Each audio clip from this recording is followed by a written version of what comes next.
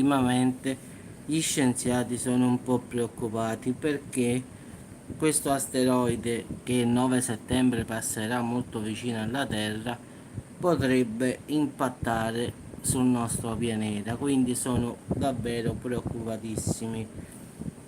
Meno male che questo, diciamo, sasso non è tanto grande, quindi è di 40 metri, quindi non è che potrà fare un danno chissà che, però una piccola città la potrà tranquillamente radere, non dico al suolo, ma perlomeno fare molti danni. Quindi diciamo che ora sia la NASA che la ESA stanno cercando di calcolare la direzione di questo grande asteroide. Quindi non è che sia molto grande, quindi non è un pericolo per il pianeta, però può essere un pericolo per una città, questo sì.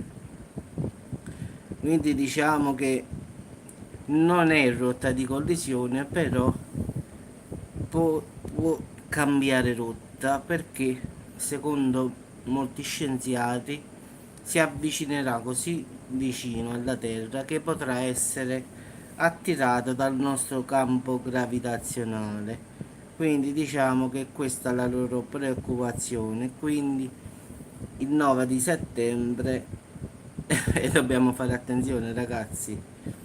Quindi passerà vicino alla Terra giustamente il 9 settembre e per il momento il calcolo della traiettoria è affidato all'ESA, l'Agenzia Europea Spaziale.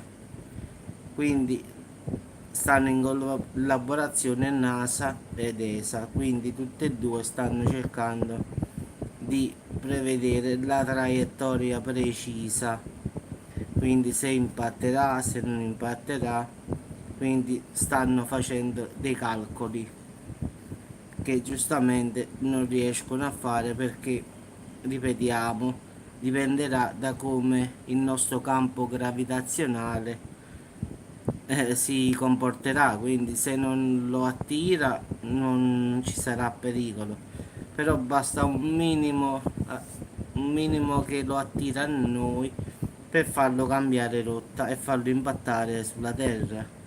Quindi stanno studiando ancora esattamente se in caso dovrebbe essere attirato dove possa cadere, diciamo, anche se ripeto non è un pericolo per l'umanità ma solo per qualche città, però la possibilità che cade in mare è quella più facile perché dato che il nostro pianeta è composto da mari in maggior parte, si presume che al 70% in caso di impatto cada in mare, però giustamente potrebbe provocare uno tsunami, quindi sempre un pericolo è.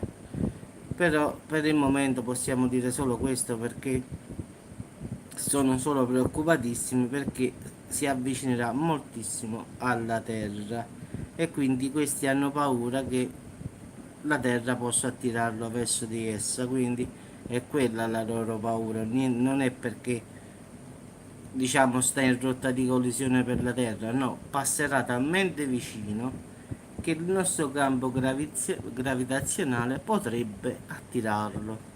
Questa è la loro unica paura, in effetti, non è che sono già certi che cadrà.